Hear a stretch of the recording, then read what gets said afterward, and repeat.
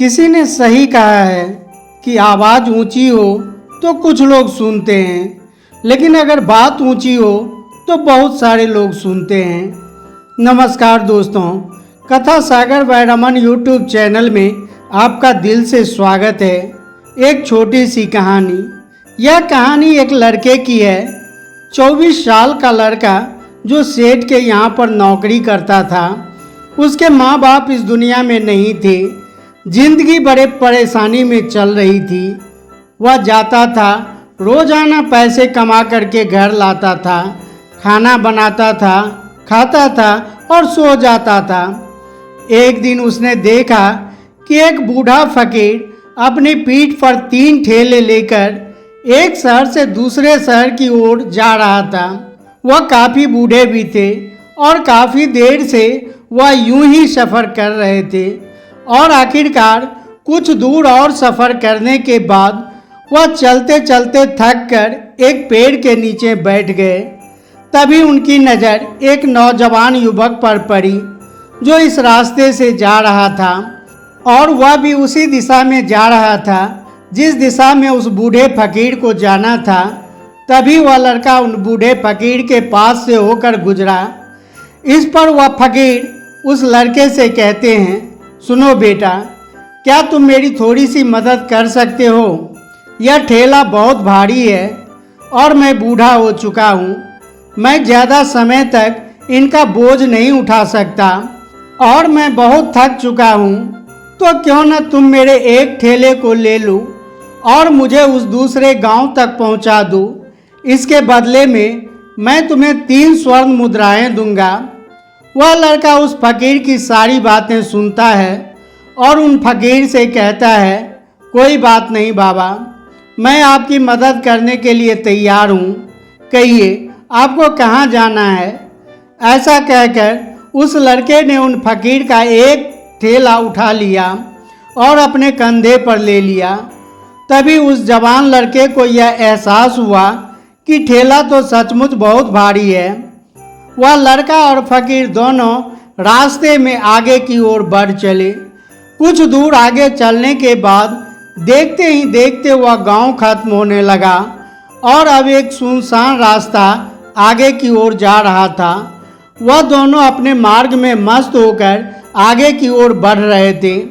जब भीड़ से पूरी तरह से अलग हो गए तो वह लड़का उन फकीर से कहता है, बाबा, इस ठेले में आखिर ऐसा क्या रखा है जो यह ठेला इतनी वजन है? इस पर वह फकीर आदमी उस लड़के को जवाब देते हुए कहते हैं, कुछ नहीं बेटा, बस इसमें तांबे के कुछ सिक्के भरे हुए हैं, इसी कारण इस ठेले में बहुत वजन है। उन फकीर की यह बात सुनकर वह लड़का मन ही मन सोचने लगता है, यह बाबा जरूर कोई व्यापारी है, तभी तो इतने सारे तांबे के सिक्के लेकर चल रहे हैं। और फिर तभी उसके मन में एक ख्याल आया कि मुझे क्या करना है। मुझे तो खाली यह ठेला दूसरे गांव तक पहुंचाना है, बस इतना ही। जैसे ही उसके मन में यह ख्याल आया, उसने तांबे के सिक्कों का वह ख्याल मन से निकाल दिया और अपनी धुन में मस्त होकर आगे की ओर चलने लगा। चलते चलते कुछ और समय बीता कि वे दोनों एक नदी के किनारे जा पहुँचे। वह लड़का हट्ठा कट्ठा और काफ़ी चुस्त और तंदुरुस्त भी था, इसलिए वह बिना सोचे समझे उस नदी में उतर जाता है। किंतु वह फकीर अब भी किनारे पर ही खड़े थे। इस पर वह लड़का उन फकीर से कहता है, क्या हुआ बाबा, चलिए आइए, हमें नदी पार करनी होगी, तभी तो हम उस गांव तक पहुंच पाएंगे। इस पर वह फकीर उस लड़के से कहते हैं, मैं जानता हूं बेटा कि हमें यह नदी पार करनी होगी, लेकिन जैसा कि तुम जानते हो मैं अब बूढ़ा हो चुका हूं और 2-2 ठेले लेकर मैं यह नदी पार नहीं कर सकता। कहीं मेरा पाँव फिसल गया तो क्या होगा? क्या तुम मेरी एक गठरी ले सकते हो? मैं तुम्हें इसके बदले में भी 3 स्वर्ण मुद्राएं दूंगा। इस पर वह लड़का मुस्कुराते हुए उन फकीर से कहता है, बाबा, आप मुझे शर्मिंदा कर रहे हैं। यदि आप मुझे स्वर्ण मुद्राएं ना भी दें तो भी मैं आपका कार्य अवश्य करूँगा। मैं आपको उस दूसरे गांव तक जरूर पहुंचा दूंगा। इस पर वह फकीर मुस्कुराते हुए उस लड़के से कहते हैं, बेटा तुम तो बड़े ही भले इंसान लगते हो। इतना कहकर उन्होंने वह दूसरी गठरी भी उस लड़के को थमा दी। उस लड़के ने जब वह दूसरी गठरी अपने कंधे पर रखी तो वह गठरी भी उसे बहुत ज़्यादा भारी लगी, लेकिन उसने वहाँ पर कुछ नहीं कहा। जैसे तैसे उन दोनों ने नदी पार की। नदी पार करने के बाद बातों ही बातों में उस लड़के ने उस फकीर से कहा, बाबा आखिर इस दूसरी गठरी में क्या है? यह गठरी भी बहुत वजन है। इस पर वह फकीर उस लड़के को जवाब देते हुए कहते हैं, बेटा इसमें चांदी के सिक्के हैं, इसी कारण यह गठरी का भी बहुत वजन है। उस फकीर की यह सारी बातें सुनकर उस लड़के का दिमाग तेजी से काम करने लगा था। वह यह सोच रहा था कि एक ठेले में तांबे के सिक्के हैं और दूसरी में चांदी के। ऐसा प्रतीत होता है मानो यह फकीर बाबा कहीं दूर से आ रहे हैं और उन्होंने अपनी सारी जमीन जायदाद बेचकर यह सारे सिक्के इकट्ठे किए हैं, तभी तो वह इतना धन लेकर चल रहे हैं। लेकिन वह लड़का उन फकीर से कुछ नहीं कहता है और वह दोनों चुपचाप मार्ग में आगे की ओर बढ़ते चले जाते हैं। कुछ दूर आगे बढ़ने के बाद एक बार फिर सुनसान रास्ता आता है और उस सुनसान रास्ते को देखते ही उस लड़के के मन में तरह तरह के विचार उत्पन्न होने लगे। वह यह सोचने लगा कि अरे यह तो सुनसान जगह है, अगर मैं यह सिक्के लेकर यहाँ से भाग जाऊँ तो यह फकीर मुझे कब तक दौड़ा पाएंगे। मुझे नहीं लगता कि मुझे कभी पकड़ पाएंगे और यहाँ पर कोई है भी नहीं जो इसकी मदद कर पाए। और वैसे भी यह बहुत सारे सिक्के हैं, मैं इनसे एक अच्छी दुकान खरीद सकता हूँ, अपना नया व्यापार शुरू कर सकता हूँ। और वैसे भी यह बुढ़ा फकीर अब इन पैसों का क्या करेगा? इससे तो अच्छा है कि मैं ही इन्हें रख लेता हूँ। वह लड़का यह सब बारे में सोच ही रहा था, तभी अचानक उसे खुद पर आश्चर्य हुआ। अरे मैं यह क्या सोच रहा हूँ? यह फकीर बाबा ना जाने कहाँ से आ रहे हैं और क्या खोज करके उन्होंने इतने सारे पैसे इकट्ठे किए होंगे। मुझे इनका फ़ायदा नहीं उठाना चाहिए। नहीं नहीं, मुझे ऐसा नहीं करना चाहिए। उसने कुछ देर के लिए तो अपने मन के विचारों को काबू कर लिया, लेकिन कुछ देर बाद उसके मन के विचार उस पर देखते ही देखते हावी होने लगा। वह लड़का दो ठेले लेकर उन फकीर के पीछे पीछे चल रहा था और कुछ दूर आगे चलने के बाद एक पहाड़ी आई। इस पर वह फकीर बाबा उस लड़के से कहते हैं, बेटा यह पहाड़ी मैं नहीं चढ़ पाऊँगा, मैं काफ़ी बूढ़ा हो चुका हूँ और मेरे घुटनों में भी दर्द रहता है। यदि तुम मेरी तीसरी गठरी भी ले लो तो मैं तुम्हें 3 और स्वर्ण मुद्राएं दूंगा, लेकिन याद रखना इसे कहीं गिराना मत, कहीं यह गठरी खुल न जाए। इस पर वह लड़का उन फकीर से कहता है, क्यों बाबा, आखिर इसमें ऐसा क्या है? इस पर वह फकीर उस लड़के से कहते हैं, बेटा इसमें स्वर्ण मुद्राएं हैं। यह सुनकर लड़का मन ही मन बहुत प्रसन्न हुआ। उसने चुपचाप वह गठरी भी उन फकीर से ले ली और देखते ही देखते वे दोनों मार्ग में आगे की ओर बढ़ने लगे। अब वह फकीर बिना कोई वजन लिए वह आराम से पहाड़ की चढ़ाई पर चढ़ रहे थे, किंतु वह नौजवान लड़का जो पीछे था वह वजन के कारण बहुत धीरे धीरे चल पा रहा था। लेकिन जब से उसने स्वर्ण मुद्राएं का नाम सुना था तो उसका मन तो छलांग मार रहा था। वह मन ही मन सोच रहा था, अगर मुझे यह सारा धन मिल जाए तो मेरा पूरा जीवन आराम से कट जाएगा। वैसे भी ये बाबा तो बूढ़े हो चुके हैं, भला इन्हें इतने पैसों की क्या ज़रूरत है? इनका जीवन तो वैसे भी कट चुका है। मैं एक काम करता हूँ, यह सारे पैसे लेकर यहाँ से भाग जाता हूँ। लड़के के मन में अनगिनत विचार उठ रहे थे। लड़के का मन अब उसकी बुद्धि पर पूरी तरह हावी हो चुका था और उस लड़के का मन अपनी बात को सही साबित करने के लिए उसे कुछ भी कह रहा था। और तभी उस लड़के के मन में एक और विचार उत्पन्न हुआ और अब की बार वह लड़का यह सोच रहा था, लगता है यह फकीर बाबा कोई चोर है, वरना उसके पास इतनी सारी स्वर्ण मुद्राएं कहाँ से आएंगे। अगर यह कोई व्यापारी होते तो भला इस तरह से पैदल यात्रा तो नहीं करते। अगर इनके पास इतने सारे पैसे थे तो यह कोई न कोई साधन भी तो अवश्य कर सकते थे। लगता है यह कोई चोर है और चोर से चोरी करने में भला क्या बुराई है। यह सोचता हुआ वह लड़का उन फकीर से तेजी से आगे की ओर बढ़ रहा था और देखते ही देखते वह फकीर से आगे भी निकल चुका था और यह सोच रहा था कि जैसे ही इस पहाड़ी की ढलान आएगी मैं तीनों गठरियाँ लेकर भाग जाऊंगा। इससे यह सारे पैसे मेरे हो जाएंगे और मेरी गरीबी भी हमेशा हमेशा के लिए दूर हो जाएगी। मैं जो चाहूँगा मैं वह कर पाऊँगा। मेरे पास बहुत सारा धन होगा। और देखते ही देखते वह दोनों पहाड़ की चोटी पर पहुँच गए और अब ढलान का रास्ता शुरू होने वाला था। तभी वह लड़का उन फकीर से नजरें बचाकर वह तीनों गठरियाँ लेकर भागता हुआ आगे बढ़ गया।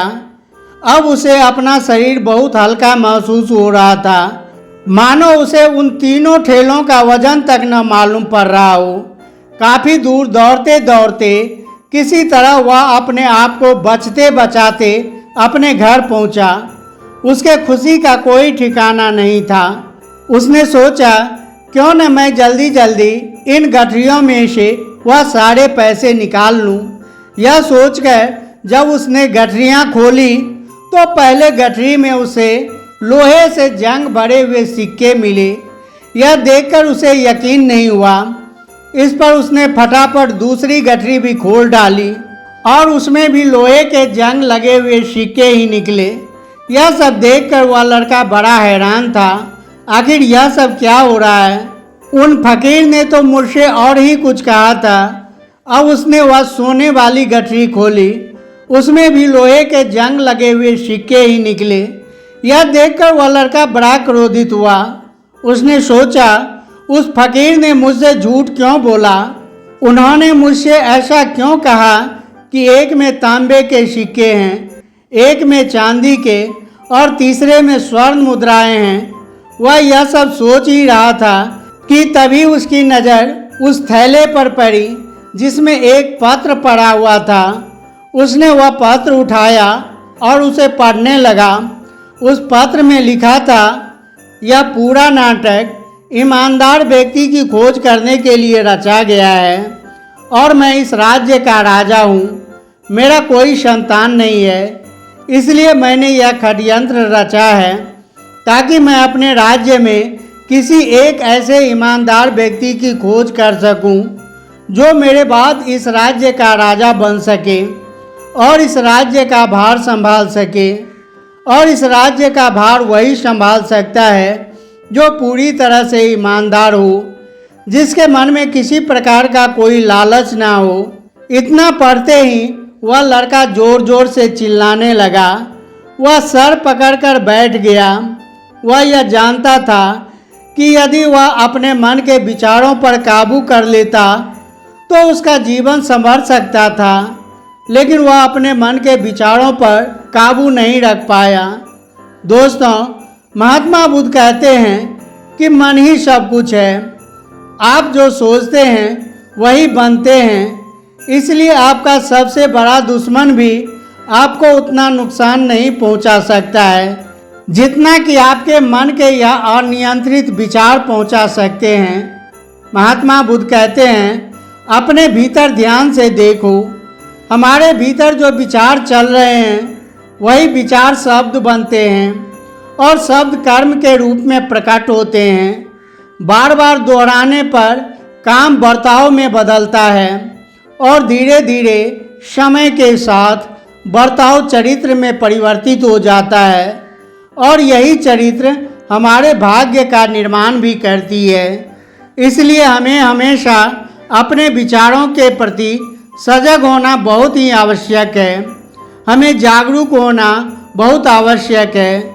हमें यह जानना जरूरी है कि हमारे मन में किस प्रकार के विचार आ रहे हैं। आगे महात्मा बुद्ध कहते हैं कि कमजोरी हमेशा छोटे विचारों से शुरू होती है। यह एक बीज के रूप में होती है और यदि इस बीज को नष्ट न किया जाए तो यह छोटा सा विचार बहुत जल्दी एक विशाल वृक्ष का रूप ले लेता है और यह हमारी बुद्धि की सोचने और समझने की क्षमता को पूरी तरह से नष्ट कर देता है। जिस प्रकार आपने इस कहानी में देखा कि किस प्रकार उस नौजवान लड़के का मन उस पर हावी हो चुका था और उसकी सही और गलत सोचने की क्षमता पूरी तरह से नष्ट हो चुकी थी, जिस कारण वह यह नहीं समझ पाया कि उसे क्या करना चाहिए और उसके लालच ने उसके भीतर इतनी ऊर्जा भर दी कि वह तीनों ठेले उठाकर इतनी तेजी से वहाँ से भागता हुआ आगे बढ़ गया।